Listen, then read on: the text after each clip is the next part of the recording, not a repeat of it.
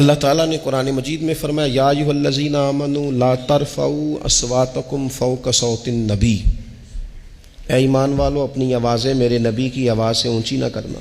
یاد رکھیں بڑے احترام سے، وہاں تو ذرا سانس بھی بندے کو آہستہ لینی چاہیے، ادب سے۔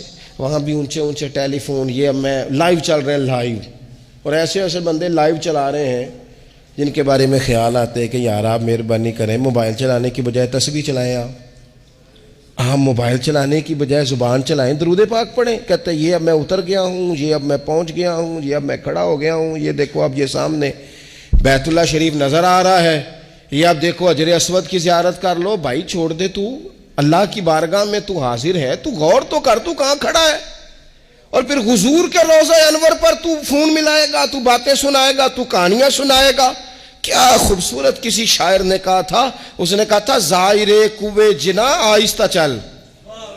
مرحوم حاجی حنیف نازش کہنے لگے زائر کوے جنا او آہستہ چل، دیکھ آیا ہے کہاں، ذرا آہستہ چل، حاضری میں ہے ملک 70,000، قدسیوں کے درمیان آہستہ چل، قدسیوں کے درمیان تھوڑا آہستہ، تھوڑے احترام، تھوڑے اکرام، تھوڑا سا ذائقہ۔ یہ آیت جب نازل ہوئی نا تو حضرت صدیق اکبر رضی اللہ تعالیٰ عنہ حضور سے اس طرح بات کرتے تھے جس طرح کان میں سرگوشی نہیں کی جاتی، ڈر آتا تھا کہیں اعمال نہ ضائع ہو جائے۔ حضرت عمر اتنا آہستہ بولتے تھے اس آیت کے بعد کہ حضور کو پوچھنا پڑتا تھا کیا کہا آپ نے؟ صحابہ حضور کے دروازے پہ جاتے تھے تو یوں دستک نہیں دیتے تھے، یوں ناخنوں سے ہلکا ہلکا، کہیں اے پائے نظر ہوش میں آ، یہ کوہ نبی ہے، آنکھوں سے بھی چلنا یہاں بے ادبی ہے۔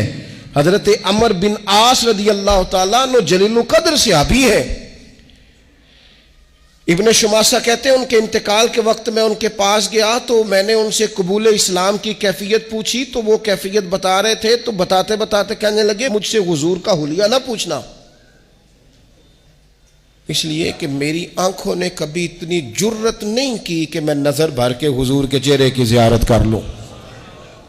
نظر صحابہ، حضرت برا بن عازب کہتے ہیں میں نے ایک سوال پوچھنا تھا حضور سے، ایک سوال، دیکھو میں کیا کہنے لگا ہوں۔ حضرت برا بن عازب رضی اللہ تعالیٰ عنہ کہتے ہیں ایک سوال پوچھنا تھا، 1 سال میں نے انتظار کیا، میری جرت نہیں ہوتی تھی، حوصلہ نہیں ہوتا تھا کہ میں کریم سے سوال پوچھ سکوں۔ کس سے پوچھوں بھلا؟ حضور کے سامنے جاتا تھا تو میں خاموشی سے آ جاتا تھا۔